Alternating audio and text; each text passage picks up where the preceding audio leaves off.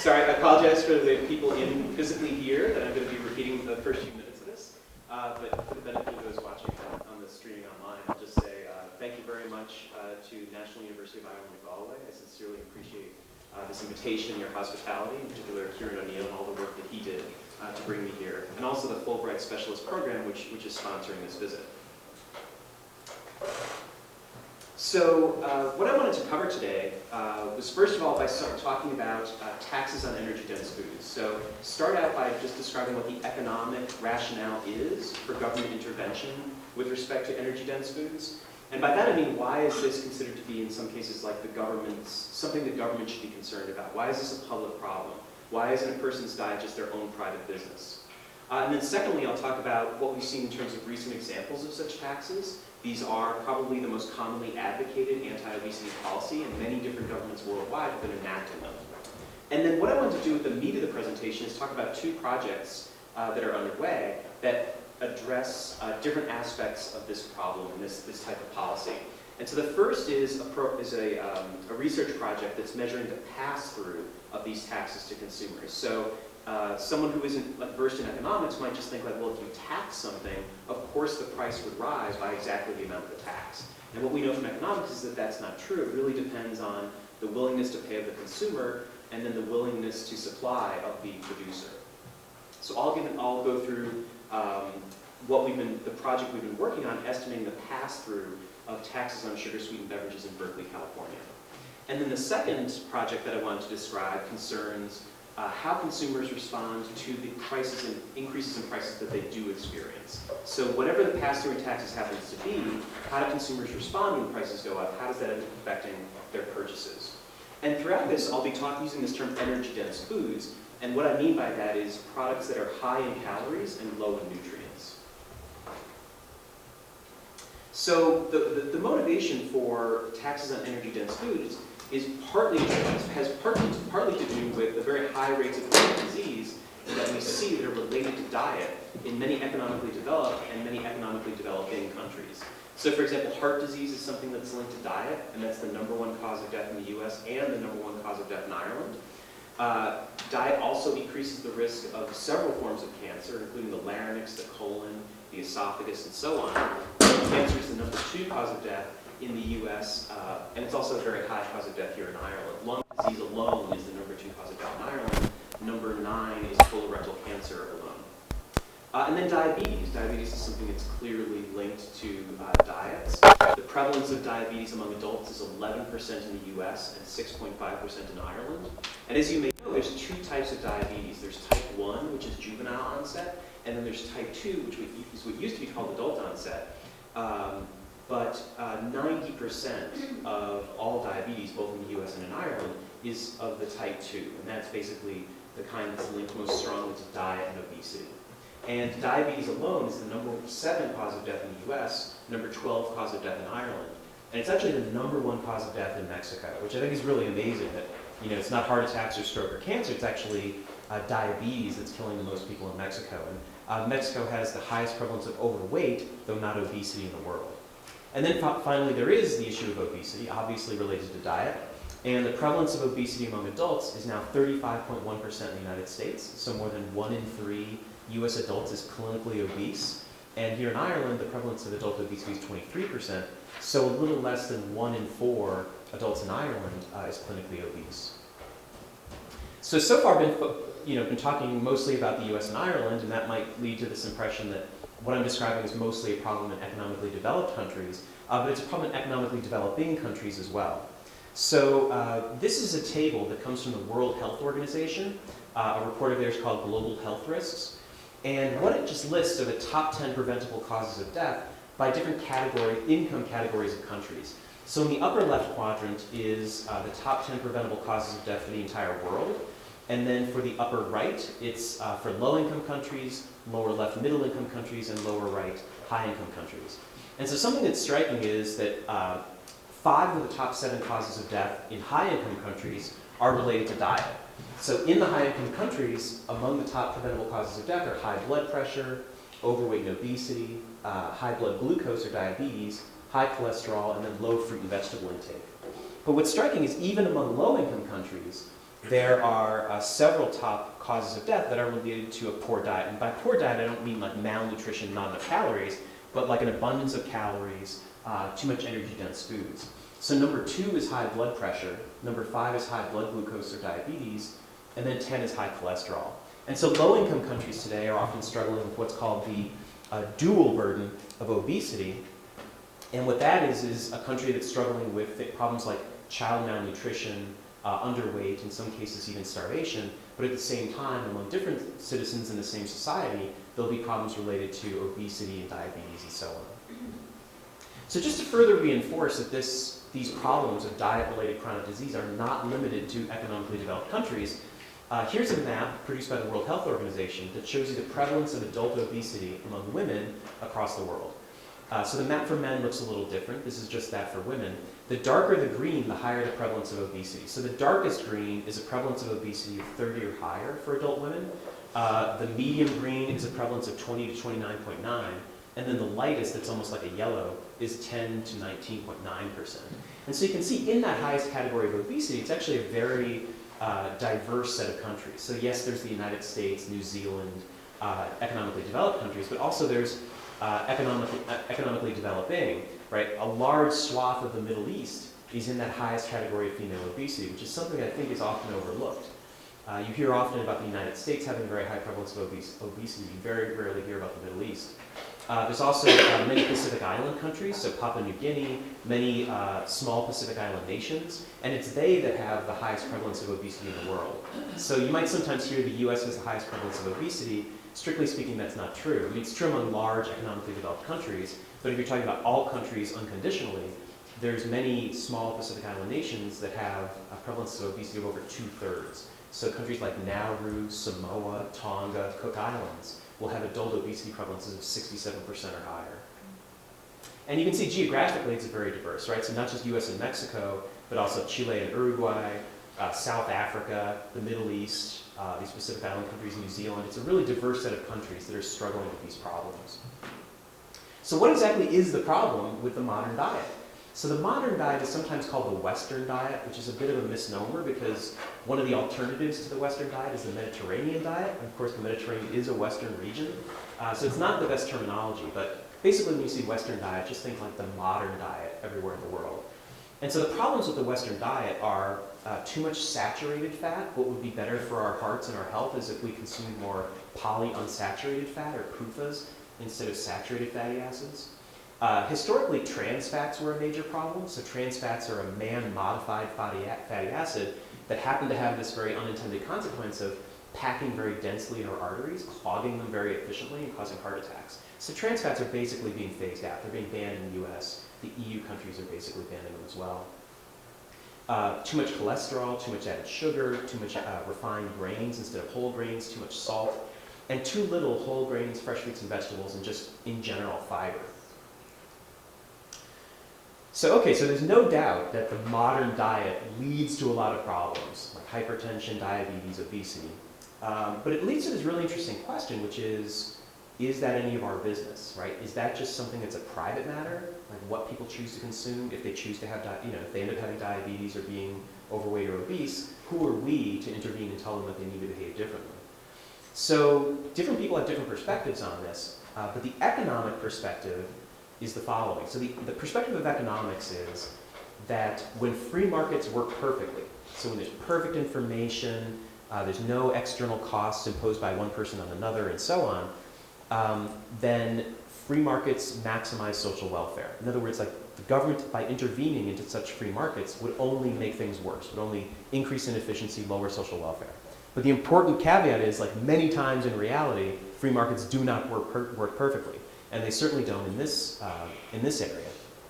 So in particular, one major market failure as concerns obesity are what are called external costs.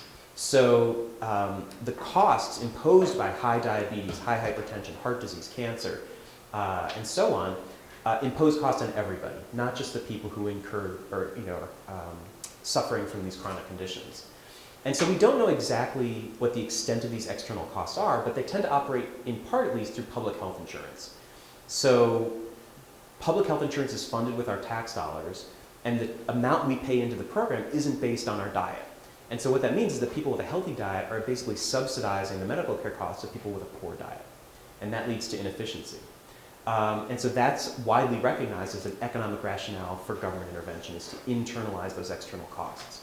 So we don't know exactly how big they are, but the size and the costliness of these chronic conditions makes me think that the size of these externalities must be really, really large. So just to take the US as an example, it's estimated that the US spends $444 billion a year treating cardiovascular disease, $315.8 billion treating obesity, $263.8 billion treating cancer, and $116 billion a year treating diabetes. Now there's some double counting going on because some of those obesity costs are coming in the form of the 3 other conditions, but clearly like billions and billions of dollars is being imposed on other people through externalities. We are all paying for the problem of obesity and diabetes and chronic diet-related problems through public health insurance. So that would be what we'd call the neoclassical economic rationale. So neoclassical means like sort of modern economics before behavioral economics arose. And behavioral economics is more focused on sort of departures from rationality. And so behavioral economics has additional rationales for intervention. And so behavioral economics argues that it might be in people's own interest for the government to intervene, to help them help themselves. So in neoclassical economics, if you assume people are perfectly rational, they don't need help to do what they want to do, they can just do it. But behavioral economics studies the ways in which people may suffer problems of impulsivity and limited willpower and may not be able to do what they think is in their long-run best interest. And so if you believe that's true, you might think that there's a role for the government to intervene to help people achieve what they want to achieve anyway. So in particular, there's perceived to be a problem of time-inconsistent preferences, where people may say, I'd love to adhere to a healthy diet, I'd love to be more physically active, but when it comes down to it, they always succumb, or frequently succumb, to the temptation for immediate gratification. So they want the future version of themselves to be exercising and dieting, but just today it feels like too much work to start that process, so they put it off till tomorrow, but the same thing happens the next day. And so that's a sort of example of time-inconsistent preferences. And so some economists like Gruber and Mullin-Nathan have argued that optimal taxes should take into account not just the externalities I mentioned before through the public health insurance system, but they should even take into account these internalities, the desire of people to be helped. Like you can imagine an addicted smoker thinking like, I wish cigarettes were more expensive because it would limit my intake of cigarettes. So possibly there's people who would wish for taxes on energy-dense foods to help them achieve what they want to achieve anyway, which is a healthy diet. So many organizations and individuals have called for these taxes on energy-dense foods. So medical and public health organizations like the World Health Organization just called for them last year. The British Medical Association did as well. 10 years ago, the International Obesity Task Force called on all EU member countries to enact taxes on energy-dense foods as a means of preventing obesity and promoting health. There's also been numerous medical journal editorials, British Medical Journal, American Journal of Public Health, calling for taxes on sugar-sweetened beverages or on snacks. And policymakers have really responded. So there's been many different jurisdictions that have enacted such taxes. So here in Ireland, the value-added tax of 23% is applied to energy-dense foods like sweets and chocolates and soft drinks, but not to other foods. So in effect, they've altered the relative prices and made, through the VAT, these energy-dense foods more expensive. Last year, the Minister of Health asked for an additional 20% tax on sugar-sweetened beverages, but my understanding is it didn't get included in the budget. Denmark has also had an interesting experience with taxes on energy-dense foods. So in 2011, they passed a tax on foods that had more than 2.3% saturated fat content, and also had taxes on sweets and sugar and soft drinks. But they repealed it just a year later because Denmark being a small country, many shoppers drove across the border to Germany to buy their high saturated fat items and then cross the border back over with them. So basically evade the tax. And this happened to such an extent that the grocers in Denmark lobbied the government to repeal the tax. So this tax really lasted only a short period of time. And it's kind of an interesting example of how there can be unintended consequences from these types of policies. Canada, Hungary, Finland, France, Norway, Mexico's been a leader in this area, so they, in 2013, passed an 8% tax on energy-dense foods in general, and also a peso per liter tax on soft drinks. It was just announced last week, I think, that in the UK, a tax on sugar-sweetened beverages is going to be included in the 2016 budget. So the US doesn't have any national level taxes on energy-dense foods. Now, different states have taxed them, but really as a means of revenue generation, not to promote a healthy diet. And as an example of that, most of the taxes on soft drinks in the US at the state level don't differentiate between diet and regular. So they tax diet drinks just as much as they tax caloric drinks, which doesn't make a lot of sense if you're doing this for public health reasons. But I guess it makes complete sense if you're just trying to collect a lot of tax revenue. So 39 states currently tax soft drinks that are sold in vending machines at an average rate of 4.02%. And fewer, 34 states, tax soft drinks that are sold in grocery stores at an average rate of 3.43%. So currently, Berkeley, California is really the only place in the United States that has passed a tax on energy-dense foods expressly for public health reasons. And that's the case study that I'll be looking at in measuring the pass-through of the tax.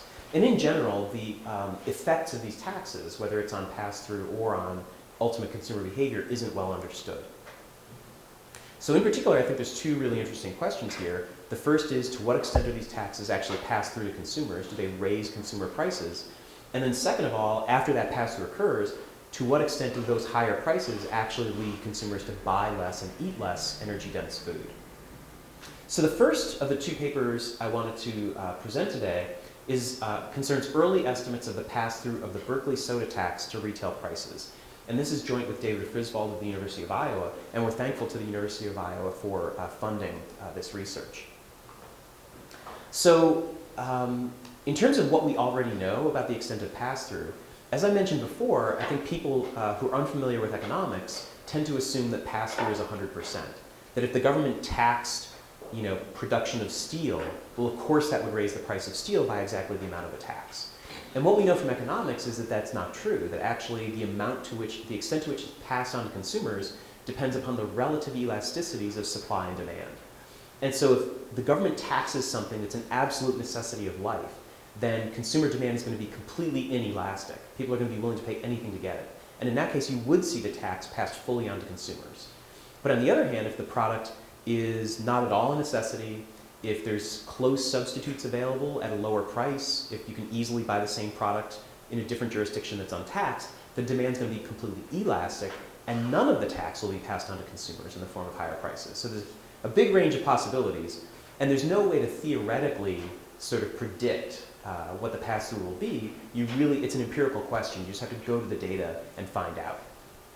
So there's been 3 studies of previous national level taxes on sugar-sweetened beverages. So a working paper from last year studied that Mexican peso per liter tax I mentioned earlier. And he's got data at the city level. He got CPI data from the government of Mexico. And in these city level data, what he finds is that the tax was actually overshifted. So the price increase to consumers was more than the amount of the tax. Some researchers, Berardi and all, studied the tax in France, and they had supermarket level data. And they find that the tax was fully shifted to consumers very quickly by the 4th month of the tax. Bergman and Hansen studied the tax in Denmark, and they have data at the level of the store chain. So like all of the supermarkets operating under the same name, that would be one observation to them. And what they find again is that taxes were actually overshifted. The increase in price to consumers was actually greater than the amount of the tax. So you might be wondering, like, why would the pass-through ever be greater than 100%? And it is a curious situation. So there's a couple different explanations. So one could be that it's an imperfectly competitive market. Another could be that prices are sticky, and so that producers don't pass on to consumers price hikes as often as they could. So some people call this fairness as a constraint on profit seeking, that consumers will get annoyed if producers kept rising their prices constantly, and so they wait and do it occasionally. And so maybe the existence of these taxes, the enactment of these taxes, is just an opportunity to catch up with the price hike you were waiting to deliver anyway. And another possibility, though, is that each of these studies doesn't have a control community, it doesn't have a control group. And so it's attributing all the change in price to the tax. And it could be that there's just general inflation going on, or there's some other shock to demand or shock to prices that they're capturing and including in the pass-through when they shouldn't be. So we're going to be looking at what happened as a result of the Berkeley tax. So the Berkeley tax is kind of interesting because it wasn't actually passed by the city of Berkeley government.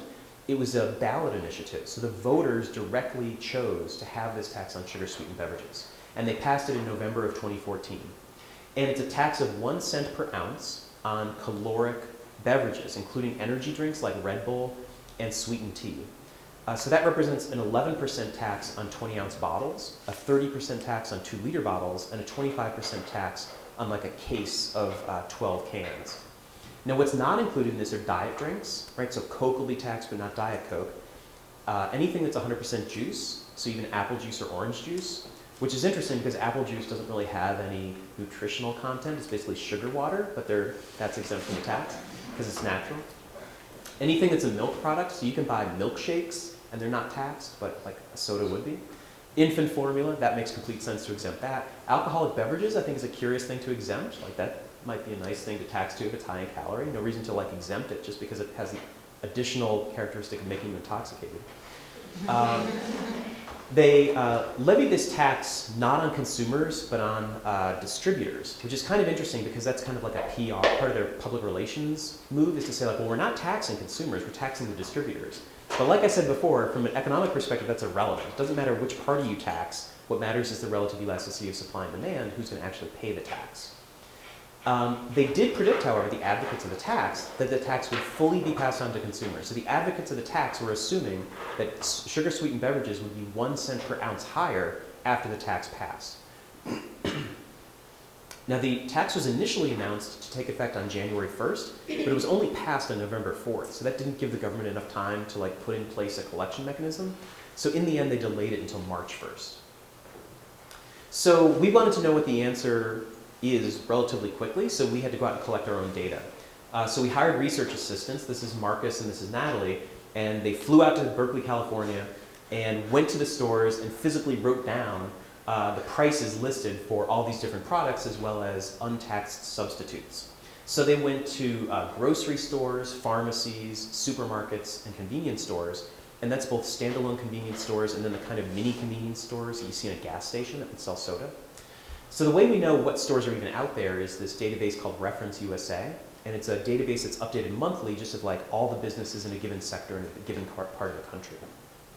So they collected these from the universe of such stores in Berkeley, so every single supermarket, convenience store, grocery store, pharmacy in Berkeley, we got their prices. A sample of those in San Francisco. San Francisco is a big place. We could not have them go to every store in San Francisco. And we collected information on different branded items and also different sizes because the pass-through could be different. So the taxed products include Coke, Pepsi, Mountain Dew, Red Bull, and Gatorade. And we also collected information about untaxed substitutes like Diet Coke, Diet Pepsi, and then Dasani water. The pre-tax data collection took place in late December of 2014, and the post-tax in May and June of 2015. So originally, our post-tax data collection took place in January, and after they got back from data collection, it turned out, what I mentioned before, that the city of Berkeley literally didn't have their time enough to get their act together to collect the tax. So after we had them come back and they collected the data, it turned out that Berkeley said, okay, I know everybody's confused about whether the tax should be collected now or not. Let's just clarify, we won't collect it now, we'll start collecting it in March. So we had to send them back out for another round in May and June. So the number of stores that we have data for varies by item and size because not every store carries every item and size. So just for example, for a 20-ounce Coke, we have data for 24 stores in Berkeley and for 45 stores in San Francisco. So the challenge to measuring accurately the pass-through of the tax is that there could have been other shocks that occurred at the same time, right? So maybe, for example, by chance, at the same time this tax is enacted, there's fluctuations in sugar prices that might have raised or lowered the price of these products. If you didn't have data from a control community nearby, you might attribute that shock as being part of the pass-through. Another possibility is that maybe the whole campaign around this tax, because this tax was very controversial, maybe even just like the ads around this tax would influence people's elasticity of demand or desire to drink soda pop. And that separate from the price increase, there'd be this other effect just from like the information of the advertising. So those are the challenges to estimating the pass-through. And our approach to try and measure it as accurately as possible is to use a difference in differences model. And so intuitively, the idea is that we're going to measure the change in price of taxed items in Berkeley over time to the change in price of the exact same items in San Francisco. And so San Francisco is very nearby, and I'll describe in just a little bit why we think it's a very good and useful control community. And so the assumption there is that absent this tax, the trend in prices in Berkeley would have been the same as the trend in prices that we do observe in San Francisco. So the model that we estimate, our data are what is the price of this given item, whether it's a Coke or Pepsi of a given size, what's the price in store S at time t. That price is regressed on an indicator variable for the price being measured after the tax was implemented, and then an interaction term for the store being treated by the tax because it's in Berkeley, interacted with the price being measured after the tax took place. We also control for day of the week fixed effects in case there's sales on certain days. And also we control for indicator variables for store because maybe stores have different clientele. Maybe one's in a poor neighborhood as opposed to being in a rich neighborhood, and they charge different prices. So we estimate these models separately for every product, like Coke, Pepsi, Mountain Dew, and then for every size, 20 ounce, 2 liter, case of cans. And we cluster the standard errors by store. So in the paper, we use different counterfactuals to think about like what would have happened to prices in Berkeley if there hadn't been this tax. But today I'm just going to focus on San Francisco as being the control community. And what makes San Francisco a really nice control community is partly that it's close by.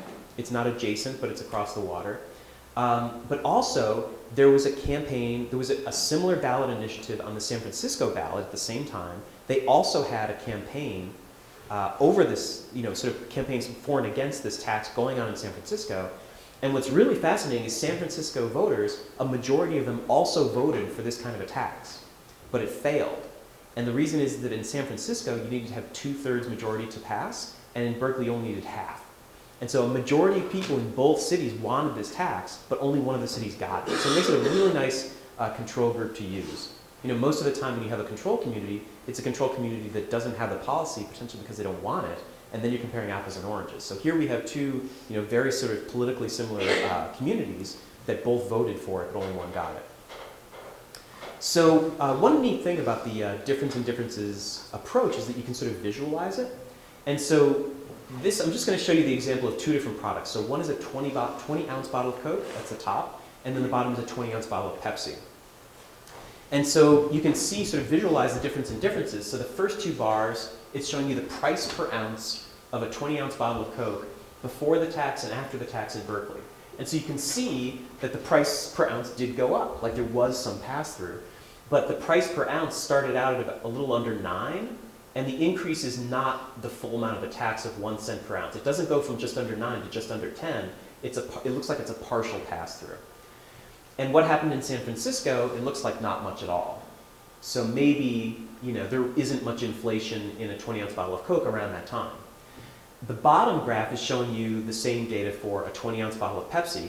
And again, from before the tax to after the tax in Berkeley, you can see the price per ounce does go up, but again, by nowhere near a full 1 cent per ounce. Again, it looks like partial pass-through.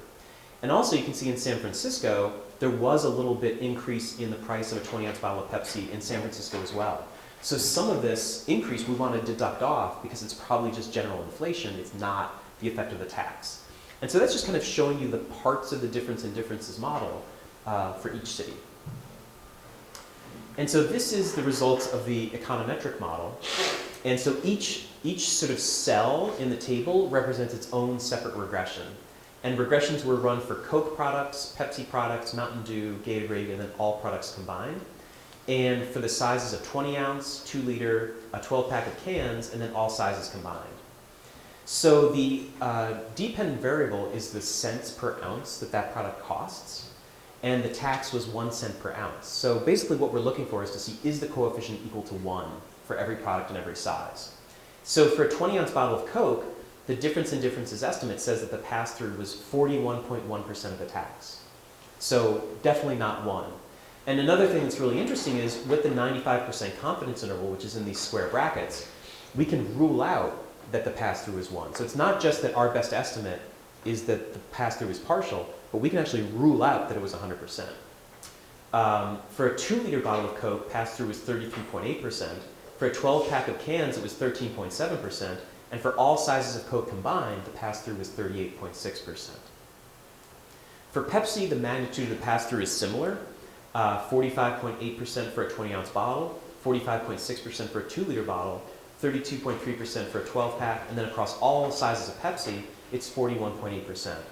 And again, in every case, the 91% the 95% confidence intervals in these brackets do not include 1. So we can rule out that pass-through was complete.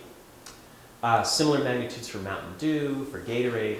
And so if you aggregate all the products together, you sort of pool them and make a regression of all those observations together, then the pass-through on all 20-ounce bottles was 45%, on all 2-liter bottles was 43.6%, on cases was 33%, and then our sort of go-to final estimate across all products, across all sizes, the overall pass-through was 43.1%.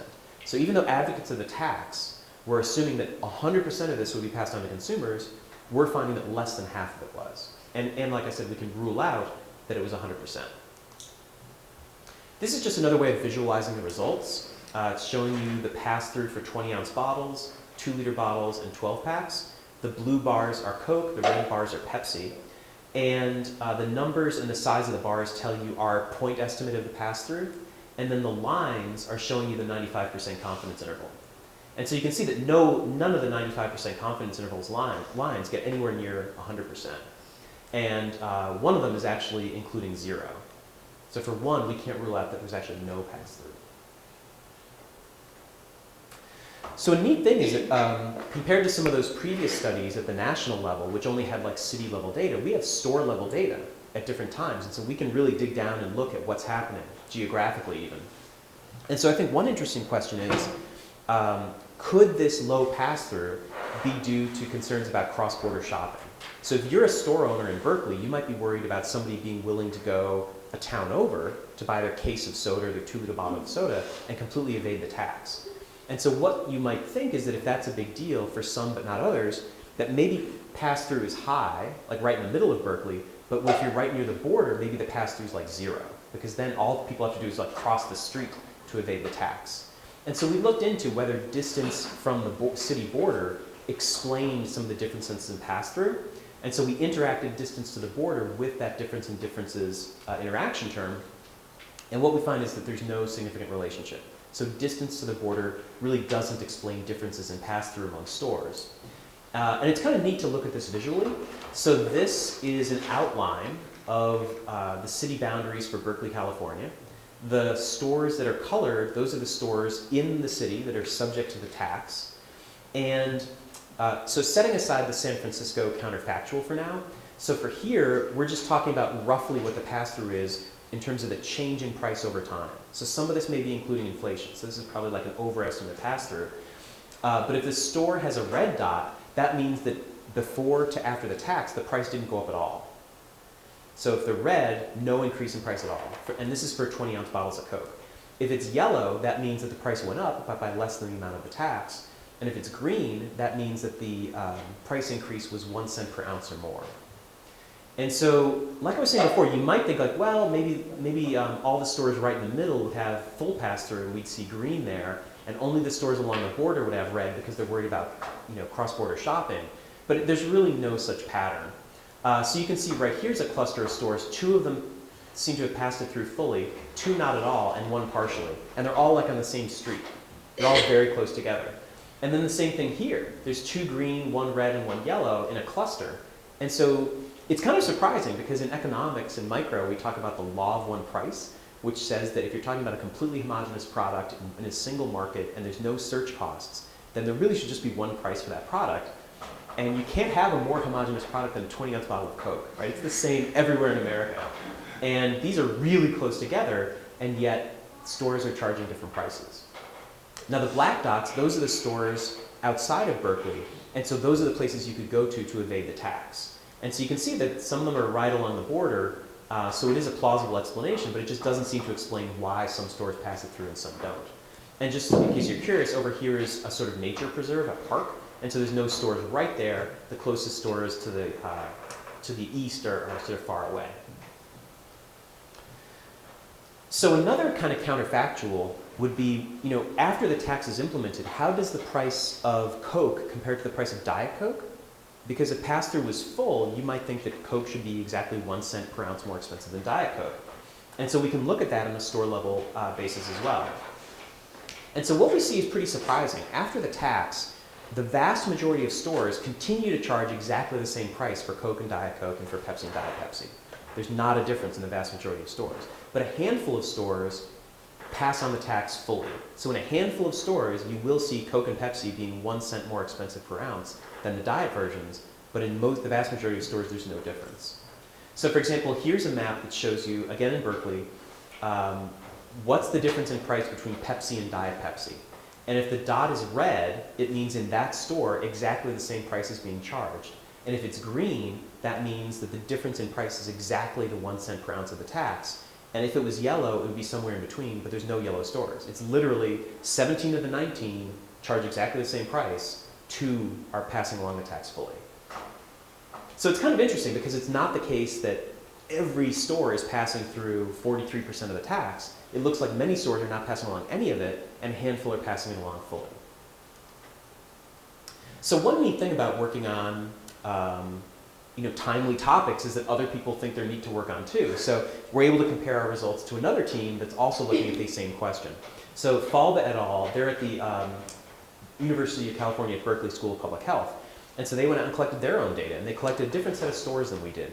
So they collected information from all the stores in low-income neighborhoods and then added in all the supermarkets in Berkeley. So we just got a universe of all the stores in Berkeley. We didn't limit ourselves to low-income neighborhoods.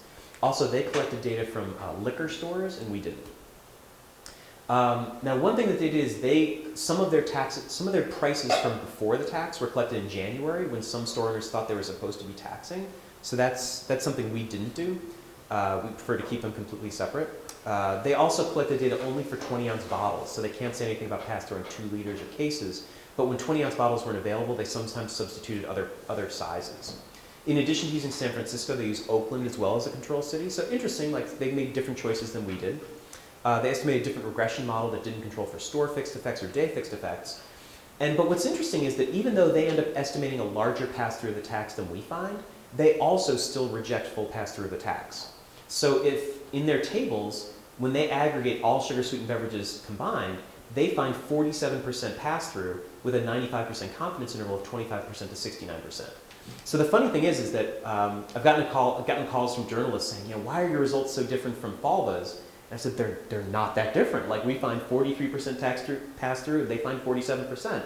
And it's interesting because the reason that I think people seem to think that they're different results is because of the framing. So in the Falba paper is written to say the tax worked, prices went up, which is true, right? The prices did go up. But I think that given that people were predicting 100% pass-through, the more interesting story is the pass-through wasn't nearly as high as people thought, and why might that be, right? So, especially in light of the previous literature, which tended to find 100% pass-through, if not overshifting of the tax, I think the more interesting story is why is Berkeley different? Why is pass-through so low? An additional confirmation is that journalists have run stories where they're going to the stores and checking and saying, this is odd, the tax doesn't seem to be getting passed through. So in conclusion, we find that less than half the tax, 43.1%, was passed through to consumers in the form of higher prices. As I said, we can rule out 100% pass-through. And this is really kind of interesting heterogeneity, where if you look in Berkeley, before to after the tax, half of the stores don't raise their prices at all after the tax is implemented, and maybe a quarter are raising them by the amount of the tax or more. And if you look in Berkeley and just compare after the tax the prices of regular to diet, it looks like the vast majority of places are charging the same price for regular and diet, and just a few are passing on the tax fully. So this interesting heterogeneity among stores. So the really interesting, I think, big picture question is why wasn't this pass-through higher, right? If people were finding higher pass-through for Denmark, for France, and for Mexico, why is Berkeley different? Well, so one answer is we have a control group, and those other national level studies didn't. So it could be that they're including inflation and other price shocks. It could be changes to consumer demand as a result of those campaigns about the tax, partially affected prices. The fact that we're looking at a city is also relevant because cross-border shopping is much easier, right? To evade the soda pop tax in Mexico City is very, very hard. You have to go very, very far to buy your 2 liter of Coke to avoid the peso per liter tax there. In Berkeley's only 10.5 square miles. It's really easy to evade the tax. And in the US, the average person drives 7 miles to their supermarket. So even if you live right in the middle of Berkeley, it wouldn't, and if you're driving 7 miles on average, that would take you outside the city limits. And it's not, hard to believe that there'd be cross-border shopping in response to food taxes because previous economic studies have found it. So for example, the study by Fisher found when the District of Columbia started taxing food, that lots of people started shopping in Maryland or Virginia, just leaving the district, because the district's very small too. Towson and Skidmore found people cross-border shopping in response to taxes in the entire state of West Virginia. People were still like leaving the state to shop if they lived close enough to the border. And I already mentioned the Danish tax on high-fat products that was repealed because so many people drove to Germany to buy their high-saturated fat products. So it's not implausible that cross-border shopping may be part of the explanation here. It could also be that Berkeley has a really elastic demand for soda pop in a way that these other countries don't. It could also be relevant that this tax is on the distributor, so the distributor passes it on to the retailer passes it on to the consumer. So maybe those two layers of pass-through play a role. And some people have argued that maybe Berkeley is just still in transition, but our data are collected 3 months after the tax took effect, 5 months after it was enacted, and previous studies in other countries have found that pass-through occurs within 3 months or less. Some studies have found that the pass-through is complete within a month. So it seems like retailers have tended to adjust really quickly, and so I wouldn't expect that the primary explanation for our low pass-through is just that they haven't figured out they should incorporate the tax yet. It was well advertised, and they've had months to incorporate it. Okay, so that's the first part of what I wanted to talk about, that first, I think, interesting question of how do taxes on energy-dense foods end up affecting prices, you know? And then the second important question is, how does a change in prices end up affecting consumer decisions, whether it's purchases or consumption? And so this work is called Incentivizing Nutritious Diets, a field experiment of relative price changes and how they are framed. And this is work that's collaborative with David Just and Brian Wansink from my colleagues at Cornell, and Andrew Hanks, who's at Ohio State. And we'd like to thank the National Institutes of Health for their funding for this research.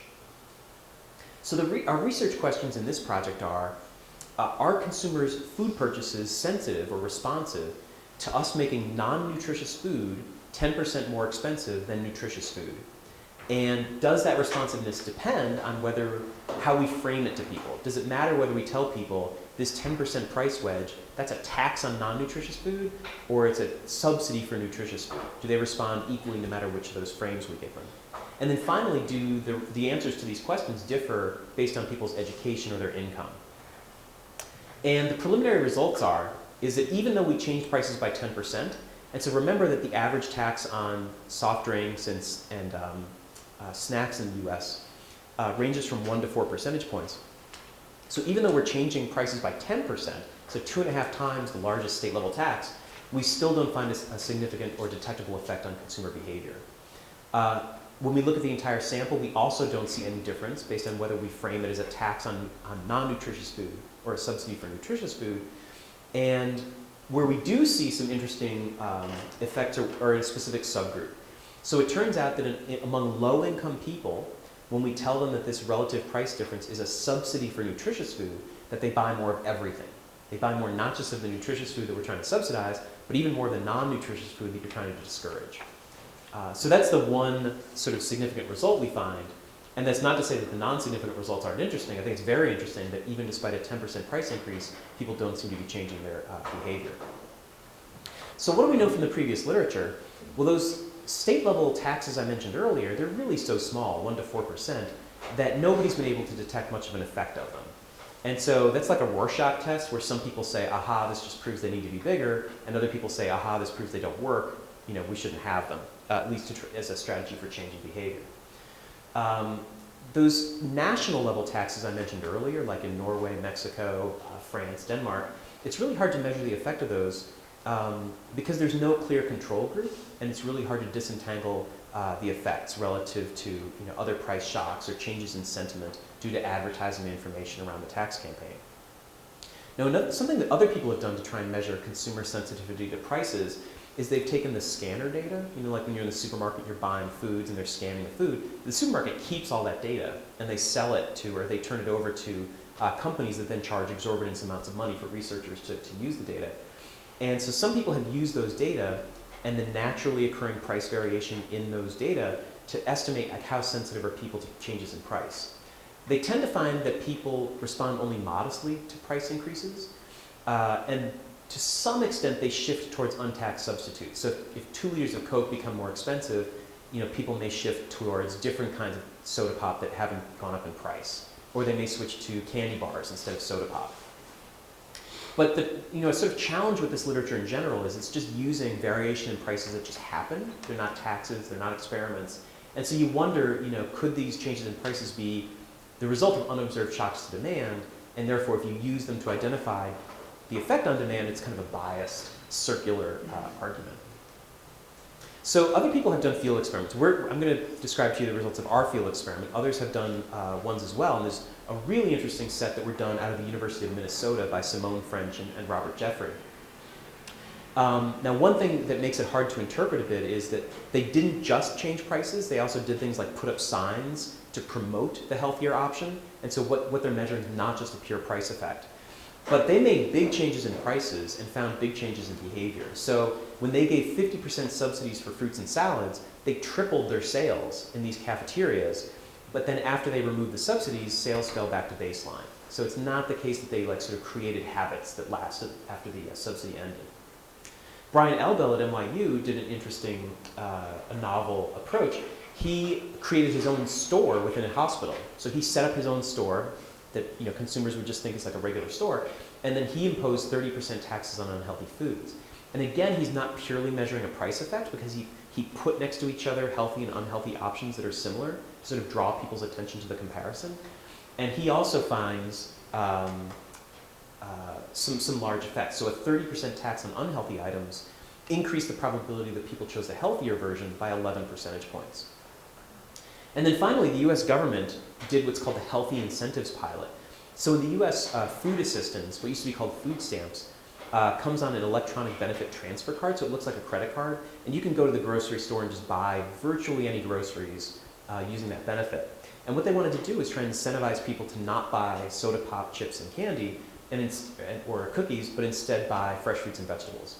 And so the program was, if you bought fresh fruits and vegetables with your card, you would get a 30-cent rebate. Your card would be increased for 30 cents for every dollar that you spent on the fresh fruits and vegetables. And it was a randomized experiment.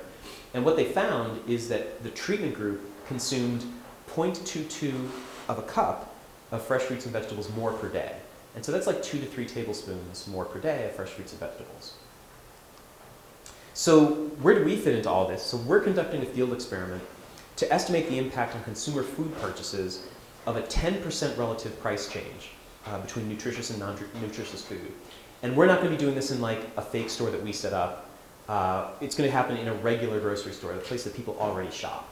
And we're also not going to do any other promotions at the same time. We're not going to be putting foods close to each other to help people draw comparisons. We're not putting up signs. We're not trying to alert people about nutritious eating. All we want to see is what's the effect of prices alone. And then, as I mentioned before, we also want to know what's the impact of how we frame it? Like, does it matter whether we tell people this is a tax on non-nutritious food or a subsidy for nutritious food? Does that change the way people respond? And then we'll check to see how people's responses differ by their income and their education. So just to explain why we're looking at framing, so Kahneman and Tversky were psychologists whose work is also now sort of widely seen as foundational to behavioral economics. And what they found in their prospect theory is that people interpret gains and losses relative to some reference point. And so the example that they gave is that when they surveyed people and asked them about whether a risky medical intervention should be pursued, that people were more supportive of the risky intervention when the trade-offs were expressed in terms of how many people could be saved instead of how many people would die anyway. And so even though the trade-offs were exactly the same, talking about how many more people you could save made people more supportive than how many fewer people would die, even though it's an identical trade-off. So to a neoclassical economics, people should give the same answer. They shouldn't care. They should quickly see, well, that's the same trade-off. But instead, it looks like people are affected by the framing.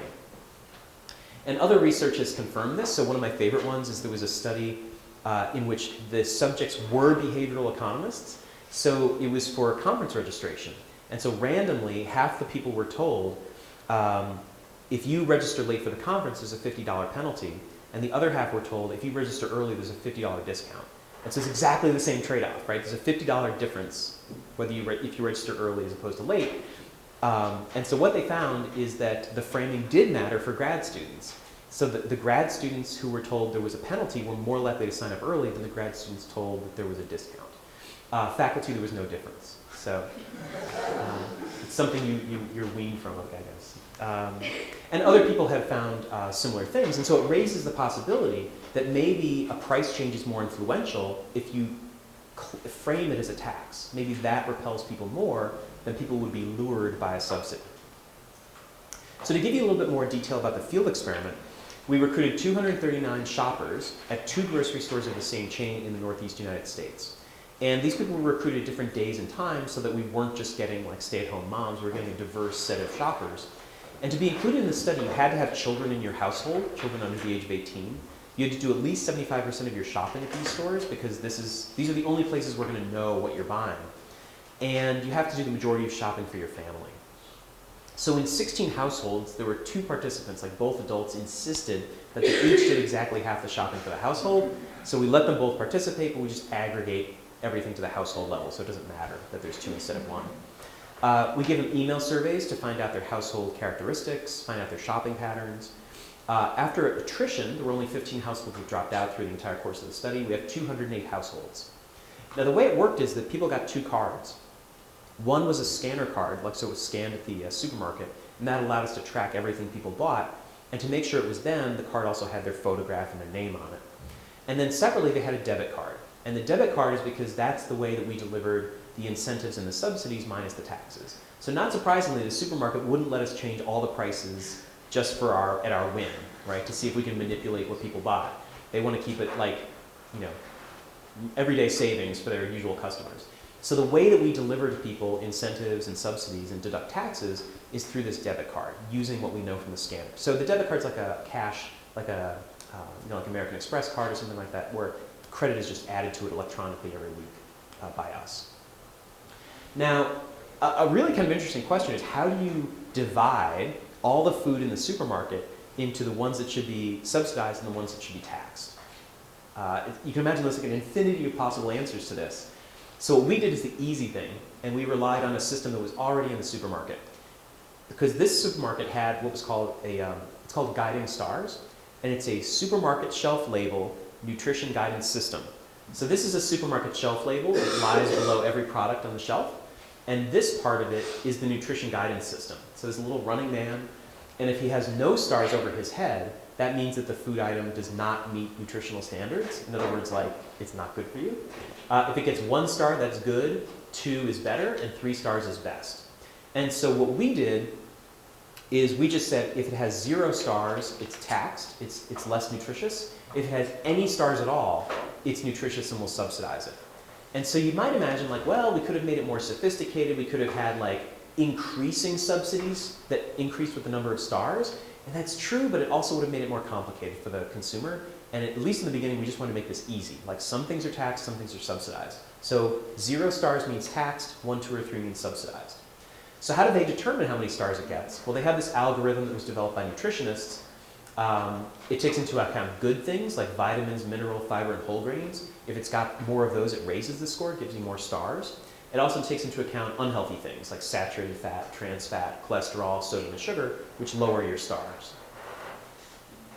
And just to clarify, like this isn't something that we introduced. This has been in place in the supermarket for years, so shoppers are familiar with it.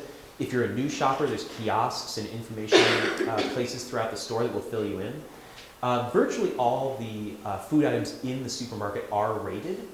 There are some that are not. And so the reason they might not be rated is because they're literally new. Like food companies are all the time coming up with new products. It takes Guiding Stars company a little bit of time to just rate it. And so it can happen that there's like a new version of soup that literally hasn't been rated yet, but it will eventually be rated.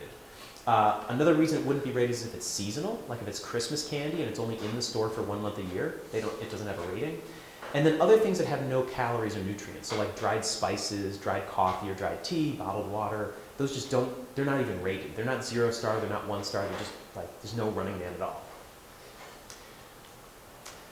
So everybody first experienced what we call the baseline period, where for 4 to 8 weeks, depending on how quickly you signed up for the experiment, you get 10% off all your food.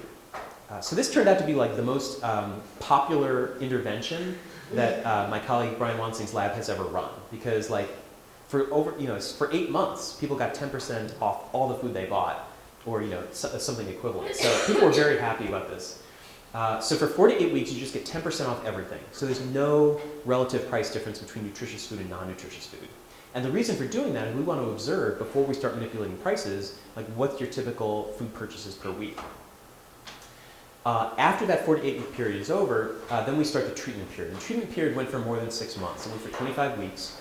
And at the beginning of that, people were randomized to be either in the control group, and if you're in the control group, you just stay in the same situation you were in baseline. You just get 10% off everything. There's never a relative price difference between nutritious and non-nutritious foods.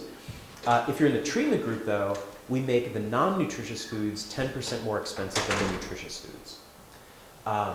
But within that treatment group, we frame it differently to roughly a third of each of the people. So to roughly a third of the people, we tell them it's a tax on non-nutritious food, and to roughly a third, we say it's a subsidy for nutritious food, and for the final third, we tell them it's both. It's both a tax on non-nutritious food and a subsidy for nutritious food. And all the incentives and subsidies are deposited weekly to the debit card with the taxes taken out, and people also get an email reminding them, this week you got X dollars and Y cents, and that's due to the taxes and subsidies that are assigned as follows. And so every week they're being reminded how this is calculated. And so just to clarify what the situation is with the control group and the treatment groups, so in baseline, people get a 10% discount on everything, and so the relative price of nutritious food to non-nutritious food is not changed. And that's also what the control group gets throughout the treatment period. Everybody in the treatment group, whether it's the subsidy tax or subsidy and tax frame, everybody in the treatment group experiences a 10% price wedge between nutritious and non-nutritious food. For the subsidy group, we tell them you get 5% off all the food you buy, but you get an additional 10% subsidy on nutritious food. To the tax group, we tell them you're getting 15% off all your food, but we're taxing you 10% on non-nutritious food. And for the subsidy and tax, we tell them you're getting 10% off everything, but you get an additional 5% subsidy for nutritious food and a 5% tax on non-nutritious food. And so the bottom line is exactly the same. The only thing that differs is the way it's framed to them. So if you were a neoclassical economist, you would think that there should be no differences between these three groups. If you're a behavioral economist, you think there might be. So the data are mostly sent to us by the supermarket. Because people are scanning in order to get their taxes and subsidies and incentives, we know everything they buy at these supermarkets. And because they have, because everything they could buy is cheaper at this store than any other store with that incentive, this is probably close to all the groceries they're buying. So we know what they're buying, when, every product, every quantity, number of guiding stars, and so on. So we take that data and we aggregate it to the household level, and then we aggregate people's purchases to the weekly level. We merge in the data that we have from the survey, so we know what are the characteristics of this household, their demographics, and the main outcomes that we look at are their expenditures, so the dollars spent per week before any kind of tax or subsidy, and then just the raw quantities of items bought. And so quantities really isn't a great measure, because if I buy 1 gallon of milk, that's a gallon. If I buy 2 half gallons, that's 2. And so it doesn't take into account the sort of volume and weight and measure and stuff like that, so it's a very rough measure of how much people are buying, quantities is. So once again, we're estimating a difference in differences model, because we have a treatment group and a control group before and after, just like in the Berkeley situation. So the data are at the level of either expenditures or quantities of household H in week W, and this is the difference in differences estimator right here, because it's on an interaction term between the household getting the treatment and the data in question coming from after the treatment started. And we also control for a full set of weak indicator variables, which is important because the availability of fresh fruits and vegetables fluctuates throughout the year, and also prices of foods are going to fluctuate, so you want to control for every week separately. And we also have indicator variables for every household, because every household, there's going to be unobserved heterogeneity in the households. So that's our model for just testing, is there a treatment effect at all? And for testing whether there's a framing effect, then we break up this single treatment into either you being in the tax frame, the subsidy frame, or the tax and subsidy frame. And then what we do is we test to see, is beta 1 equal to beta 2 equal to beta 3, or is there no framing effect? You get the same treatment effect no matter which frame you receive. And we estimate these models for the entire sample, as well as for the low income and high income, low education and high education. So let's set aside the whole issue of framing for the moment and just think about the main treatment effect, the main effect of just making non-nutritious food 10% more expensive than nutritious food. So these are, each one of these cells is a completely different regression. And this is showing you expenditures separately on nutritious food, less nutritious food, all rated items, so that means whether they get 0 or 1, 2, or 3 stars. Unrated, so these are the foods like spices, dried coffee. It has no calorie content, so there's no stars on it, but we still include it because it's something you could be spending money on. And then all items combined. And then the exact same categories, but now we're looking at quantities. And so you can see from these point estimates that the effect sizes are really small. So we've made nutritious food 10% relatively cheaper, so you'd expect people to buy more of it, and they do, but they only buy $1.11 more per week of it. So it's a very small change, and it's not statistically significant. We've made less nutritious food more expensive relatively, so you'd expect people to buy less of it, and they do, but only $1.55 a week less, very small, not statistically significant. If you look across all foods, it's only a 37-cent a week change. So it's really, really small. Something very similar is found when you look at quantities. The only statistically significant result is that people buy 2/3 more of 1 unit of unrated foods per week. So I wouldn't say that's economically significant. It may be just spurious. So the big picture is, even though we're inducing like this big price change, we're making non-nutritious foods 10% more expensive or nutritious foods 10% cheaper, there's really not a response that we're detecting. Okay, so now to move to that issue of framing. So now we're looking separately at the treatment effect among the people told they're getting a subsidy on nutritious food, told they're getting a tax on non-nutritious food, and then people told they're getting both. So some of these point estimates are a bit bigger, but none of them are statistically significant. So for example, the people that you tell them they're getting a subsidy, are they buying more nutritious food? Actually, they're buying 78 cents less. Are they buying less nutritious food? Yeah, $2.29 a week less, but that's not statistically significant. Overall, they're spending $1.47 a week less, not statistically significant. So again, the big picture here is that there's no detectable effects of framing for the sample overall. So now we're going to dig a little deeper and look at specific subgroups. And the important caveat here, when you look at specific subgroups, is the sample is getting smaller and smaller. So here are the results, like the ones you saw before, but these are for people with a poverty-income ratio of less than 1.3.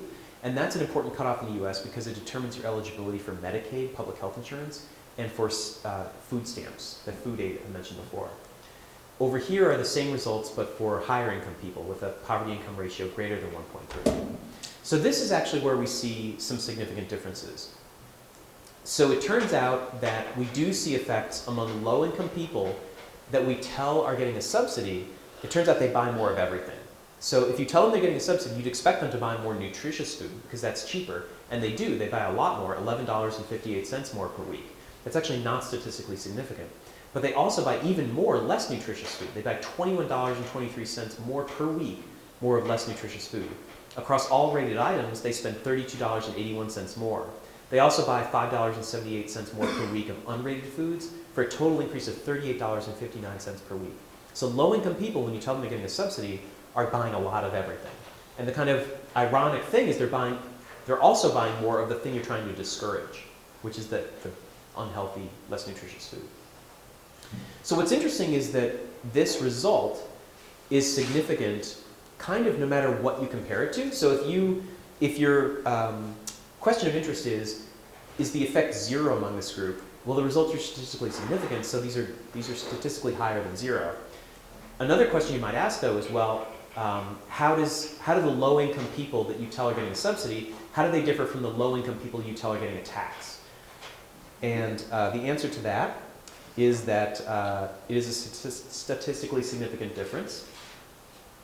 I promise. I don't know why it's disappeared here. Is this a screensaver or something? Power?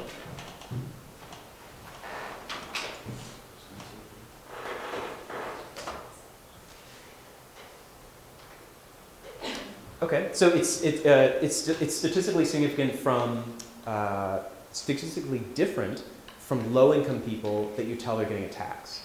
So those people are behaving quite differently, and so the subsidy people are behaving differently from them as well. The subsidy people are buying more of everything, the tax people are not. Another important comparison is how do the low-income people that you tell them they're getting a subsidy differ from the high-income people that you tell them that you tell are getting a subsidy. And again, the low-income people are behaving differently. So thank you.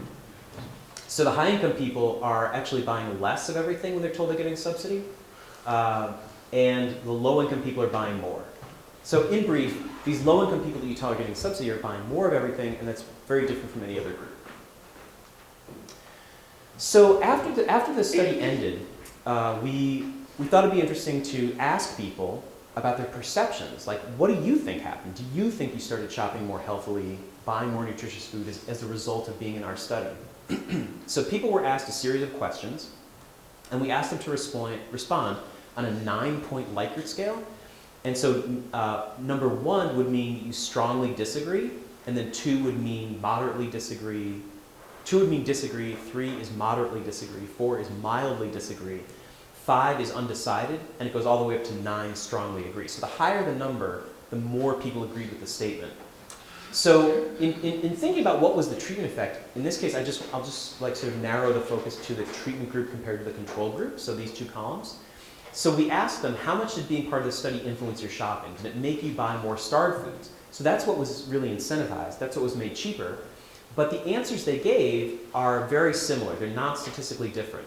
And the sort of magnitude of the answers they're giving are basically ranging from undecided to slightly disagree. So basically the people who participated didn't really think they bought more starved foods. Did you buy more non-starved foods? Well, they shouldn't be because we made them relatively more expensive, and they both disagreed with that. The control group gave an average of 3.2, treatment group gave an average of 3.1. Both of those are in the range of disagreeing, and they're not significantly different. Did you buy healthier food? So this is really the same thing as buying more starved foods. We're just phrasing it differently. Again, the treatment group was sort of closer to agreeing, but that they're not significantly different, and it's not a very strong agreement. Did you buy a higher percentage of healthier foods? Not significantly different, and not really strongly agreeing with it either. So it seems like when we ask people, did this study make you shop more healthy? At best, they're kind of undecided. To some extent, they maybe disagree. We also wanted to better understand why wasn't there a framing effect, and so we asked people, what was your interpretation of that treatment we gave you, of the price changes you saw in the study? So here, what I want to focus on is the different interpretations of the people in the subsidy group, the tax group, and the tax subsidy group. So we asked them, again on a 9-point Likert scale, to explain, did you think it was a penalty for eating unhealthy food? And so you think maybe the tax group would be more likely to agree with that, because they were the ones told it was a tax on unhealthy food, not a subsidy. And there really isn't a big difference. They all disagree. So subsidy gives it a score of 2.4, tax and subsidy give it scores of 3.2 and 3.4. All of those are in the range of disagree. So even the tax group was saying, no, we didn't think you were trying to penalize us for eating unhealthy food, which is kind of interesting. So it seems like the frames didn't have the intended effect. Did you see it as a reward for eating healthy food? All 3 groups agree. They're all giving answers in the range of 6. So even the tax group saw this as really rewarding them, even though we told them we were taxing their non-nutritious foods. Did you see it as a tax on unhealthy food? The tax group and the tax subsidy group are more likely, are slightly more likely to agree with that than the subsidy group, but all these numbers are low, indicating that they're all disagreeing with it basically. So the interesting thing is that despite the explicit frame they were given, and they were given that frame every week when they got their email about this is how much you got on your debit card, remember this is what determines the taxes and subsidies or incentives, the tax group really didn't see it as a tax. Everybody seemed to see it as like a reward for buying healthy food. So to summarize, the big picture is, even though we were increasing the relative price of non-nutritious food pretty dramatically, 10%, expenditures and quantities overall weren't sensitive to it. We get really small point estimates that are not statistically significant. So why would that be? Like, why, when you make non-nutritious food 10% more expensive than nutritious food, why wouldn't people respond to that? So one possibility is that demand just is pretty inelastic, right? That we have an idea, like you just have in your mind, this is what I buy when I go to the supermarket, and you just get it, right? You don't rethink every choice of brand and type. And so people may have strong habits, even addictions, when it comes to food. Another possibility is that maybe it's the way we structured this study, right? So maybe it's the fact that we weren't changing the prices on the supermarket shelves that meant that it just wasn't very salient and people weren't thinking about it. I'm not sure that's really true though, because people got weekly emails. We know that they were really excited about this and aware of the rewards, because they were saying, can we get our friends into this study? They were definitely aware that there were rewards to be had. And the USDA, when they had that healthy incentives pilot, they were also crediting people's EBT cards, and yet they found people responded. So I'm not convinced that it's about salience. It may just be more about inelastic demand and habits. The other interesting thing is that despite the fact that we were telling people this is a tax on non-nutritious food or a subsidy for nutritious food, they really didn't behave differently. And it looks like from that survey at the end that despite what we told them, they kind of ignored the frame, and everybody just seemed to see it as a reward for healthy purchases and healthy eating. Now, the one significant sort of difference that we find is this quirky group, these low-income people that we tell them that they're getting a subsidy. They bought more of everything, not just of what we're subsidizing, but even the stuff that you're trying to discourage, the non-nutritious food. And I do want to, again, repeat that caveat that although it's statistically significant, we are talking about small samples. The low-income sample is just 36 households. But so why might low-income households buy more of everything when you tell them they're getting a subsidy? Well, it could be that there's a really big income effect from a price decrease. So in economics, we talk about you can decompose the effect of a price change into a substitution effect and an income effect. If somebody's really poor and you give them a 10% discount on all the food they buy, that could cause a huge income effect potentially, making them just feel richer, leading them to buy more of everything, including the stuff that you're trying to discourage. And that's consistent with some research that's been done on like food stamps. So in the US, it's been found that at the beginning of the month, when people get their food stamp benefit added to those EBT cards, people tend to go out and buy tons of food at the beginning of the month, and then literally like run out of benefits for the end of the month. And other researchers found that literally people's calorie consumption drops off towards the end of the month. And so these are called first of the month effects. And so it could be like if that's what characterizes these low-income households, that they just experience a big income effect from this kind of a program that gives them a subsidy. Another possibility that I think is kind of more controversial, Sendil Mullainathan has argued that just being poor takes up mental bandwidth, meaning that there's like so many distractions associated with being poor, worrying about if you'll lose your job, worrying about like having to take the bus to work, worrying about whether your kids are safe and eating enough, that it just like distracts from people's ability to solve other problems. And so if that's true, maybe when we tell these people you're getting a subsidy for nutritious food, maybe just what they retain is food subsidy, and they just buy more of everything. Like they're just not keeping up with the details because there's so many more important problems that they have in their lives. So the policy implications from this. One important policy implication, I think, is that taxes may need to be really large to change people's behavior. So even though the existing state-level taxes in the US on food range from 1% to 4%, we're doing 2.5 times the biggest one, the maximum of that. We're doing a 10% relative price change, and we're still not finding overall virtually any sort of change in people's purchasing habits. So if you really want to use taxes to change behavior, they may need to be very large.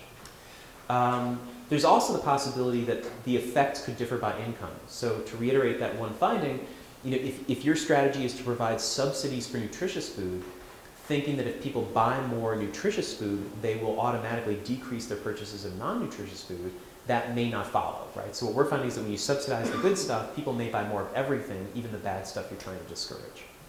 And then finally, one important reminder is, even though we're not finding much behavior change from these taxes, that doesn't mean that taxes are a bad idea. It doesn't mean that they're useless. Taxes perform many functions, right? So if what you want to use the tax to do is raise revenue, this may actually be a very efficient tax because it's not distorting people's decisions. There's probably not much deadweight loss if people aren't changing their behavior. And this might actually be a really effective way of raising revenue.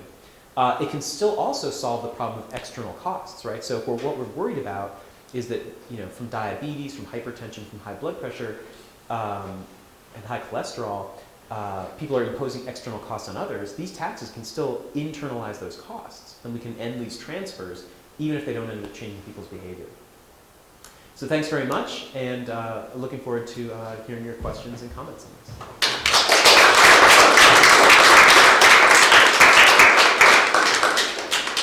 John, thanks very much. That was tremendous. And so if you have any questions or comments, now's your chance. Paddy? Thanks very much, John. You mentioned that taxes need to be higher. Just from your own perspective, in terms of the literature you've encountered in the area, is there any studies out there that have really kind of pushed the boat out in terms of the relative increase, or was 10% that you chose, was that as big as you've encountered? So the studies that were done at University of Minnesota, they had some really big changes, and they do them in like vending machines or school cafeterias, or I think a cafeteria in a bus station. And they did big price changes, like 50%, 30%, but they were also doing other things at the same time. And so even though they're finding these big behavior changes, it might be the price effect, or it might be the fact that they're putting up signs that say, sale on fruit, or salads half off, or drawing people's attention to what's healthy. So I don't think we know. I mean, the trouble from the trade-off that we face is that for a fixed budget for this project, the bigger we made the discount, the fewer people and the shorter the duration of the study. And so 10% we thought was like at least credible, like that might have an effect. Like we started with something like 2%. Like I think people just wouldn't expect to see anything from that. So we thought 10% was at least plausible. But yeah, with more funding, we can definitely do a bigger price change, more households, longer duration.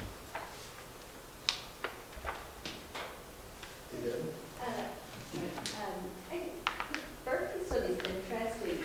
Like, you think Berkeley is different from other, it's different, but in the sense like they voted themselves for this tax. So, I mean, what do you think the motivation is? That a kind of deterministic of, well, I don't take heavily food, but I'm going to try and stop other people. I just find it interesting in the context of, why would you vote and a tax on yourselves, essentially? Yeah, so this is very politicized in the US now. So in Berkeley, the sense was that big soda is like this kind of corporate enemy that is trying to enrich itself at the expense of our children.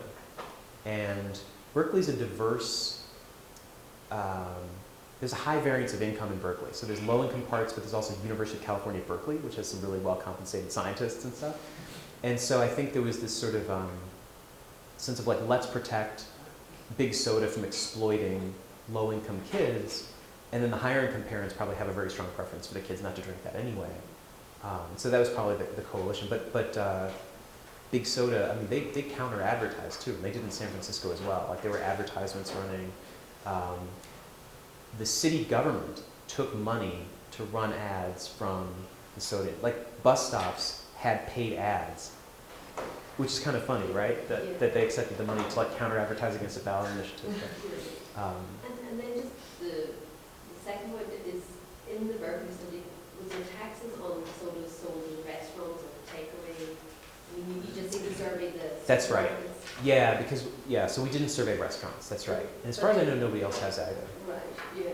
So I'm just wondering, are people sort of like we go buy, a bottle of Coke in the shop, or just go to McDonald's on the street and buy it, and you might substitute within that as well? No, you couldn't McDonald's has to include it as well. Right, so that both include the full rest. Yes. Okay.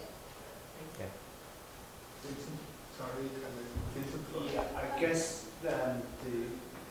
is there any prospect that the parents can cope with the advertising that is being invested by the food industry? The parents Can actually counter the advertising in the food industry. I mean, that really is, that's what's driving behaviours and ingraining those behaviours in family. And as you say, a shortish study that's really trying to effect behaviour change. When your budget is compared to the budget of people that are presented on the TV screens, on bus stops, and here on the bikes around town, right? How can we possibly, with small things like this, actually counter that? That's a great point. Right, and so there's been like government-sponsored information campaigns. Like in the US, they had 5 a day, which tells you have 5 servings of these foods. But the budget is tiny compared to the budget that Coke and Pepsi are using. I mean, it's almost laughably small. That has no chance of fighting through the noise. So what some countries have done, like Mexico, Norway, Sweden, the province of Quebec, is just banned food advertising to kids. And the trick is like, how do you define which is advertising to kids? But like, so Saturday morning cartoons is pretty unambiguous, but like kids watch a lot of stuff. They watch reality TV. Do you ban it there? So those other countries have done that. To me, that's like a simple, low cost, like that can't do any harm. Worst case, it saves them profits. They're not, these firms aren't competing to advertise. But in the US, that's really doesn't seem to be possible because the Supreme Court recognizes a right to corporate free speech. The First Amendment to right of free speech applies to corporations, and there's a really high bar for restricting a corporation's right to speak to kids.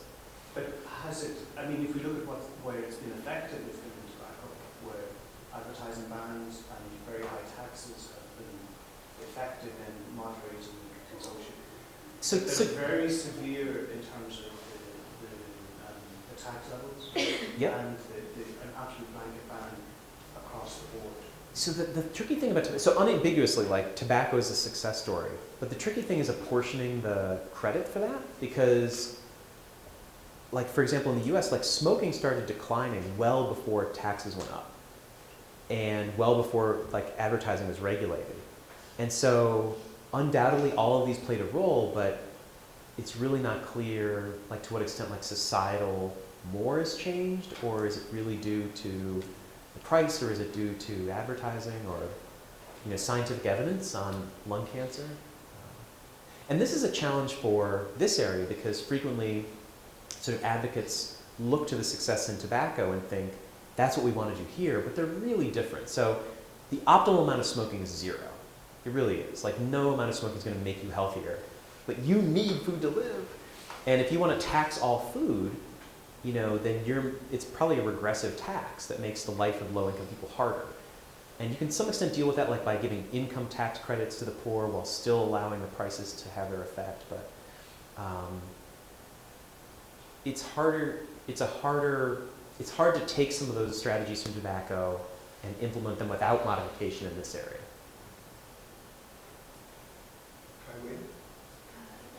I think I think there is a very big difference between the healthy food and unhealthy food, not only because the different calories, but also I think it is in America that most of the unhealthy food will be sold in a cheaper price compared to healthy food, like sushi. I think sushi should be more expensive to hamburgers.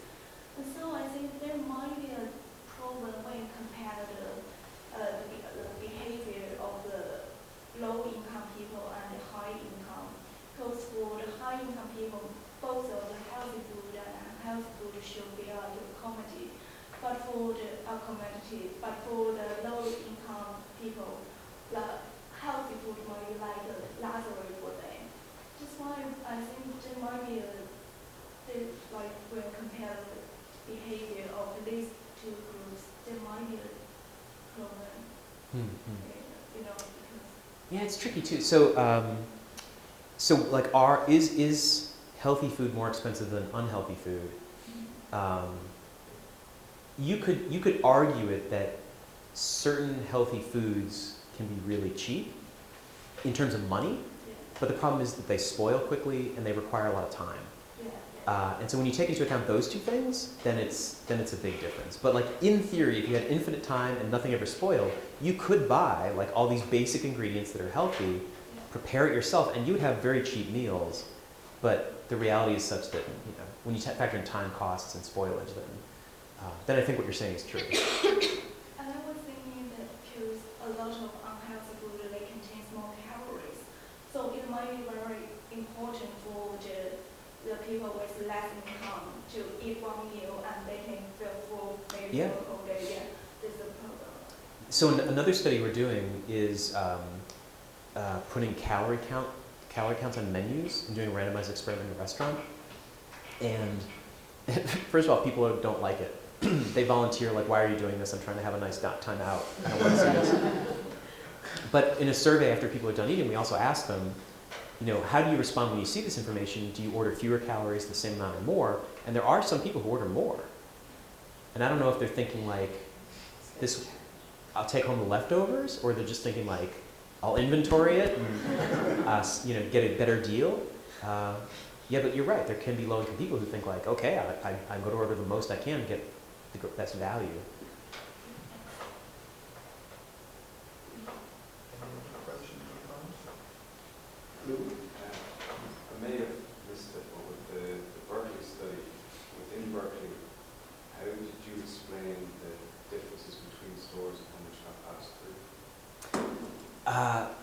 I didn't.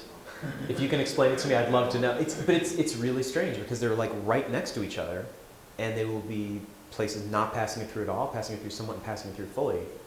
And so I think the answer has to lie in the fact that it's hard to compare prices, because if these were only like, if these stores only sold 20-ounce bottles of Coke, then consumers would quickly realize, oh, these stores close to each other charge different prices. But when you're selling hundreds of items, and people are buying multiple items in each trip, and the prices vary across store, you know, I think maybe a complex calculation.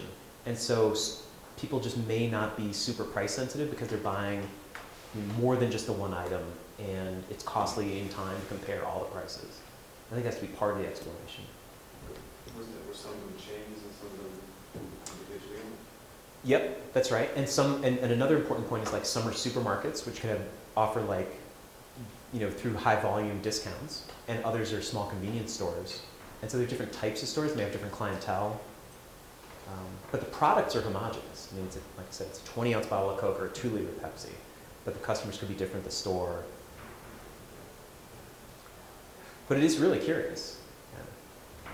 You can see this too with, there's this ACRA data, the American Chamber of Commerce data, where people go out and collect the prices of many different items.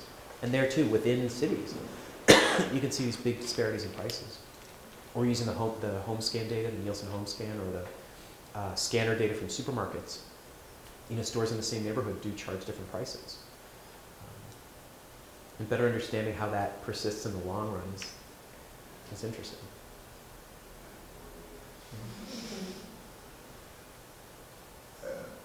So one of the things that I was struck by was the nice picture of the 2 research assistants going around checking prices.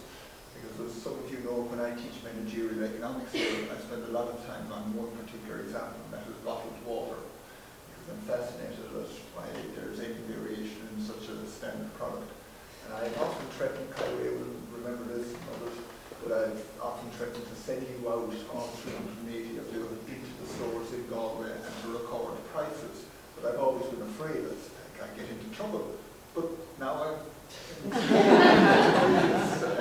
This probably wouldn't be relevant for Galway, but there were neighborhoods of San Francisco where we thought it was unwise to send a single research assistant. Right. Berkeley was fine. And because there weren't like bad neighborhoods in Berkeley, it's not important that we're missing bad neighborhoods in San Francisco. But Right. yeah, I don't know. Would there be a store here you'd be worried to send someone to? No, don't worry about this people in the store. Not the few. Michelle? Thanks, John. So I just have one quick question. So to what extent do you think, I know the state is different in America, but that the government actually take on, you know, this research for this private hot topic in Ireland at the moment?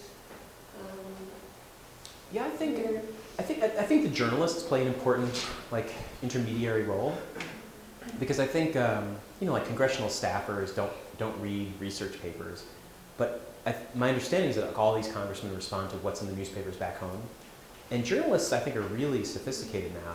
They're very sophisticated consumers of research, and I've been impressed how frequently they can take a complicated issue and get it pretty much right.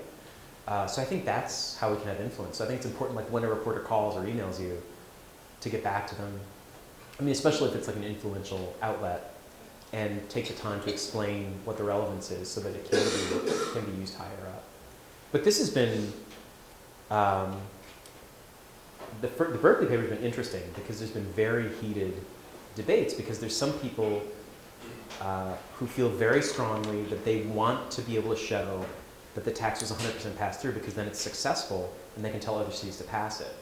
And so we've gotten, I'd say this is the most, I mean, believe it or not, that's like probably the most controversial paper I've ever worked on, because we've gotten like abusive emails, abusive phone calls from other researchers saying, the most extreme was, one person said to me on the phone, we don't care whether what you're finding is correct. We don't think you should say it, because it'll make it harder for us to pass these taxes in other places. And I just said, well, you and I are on completely different pages, because you're an advocate and I'm a researcher and I'm just trying to get the right answer. So it's been interesting. It's interesting that yesterday morning on the main news program, I heard a doctor who, I think she's from a task force, so maybe college of physicians Task Force on Obesity. So she was asked to comment on the British initiative, and she said, "Oh, it's great." She said, and one thing she said, clearly sort of made it, and she said, "The example in Mexico shows how effective this is." And I was just remembering that as you were saying, well, Yeah. Mexico, you can't draw that conclusion from Mexico because there wasn't a control. Yeah, the other thing that's tricky is like some people have looked just at what happened to soft drinks Yeah.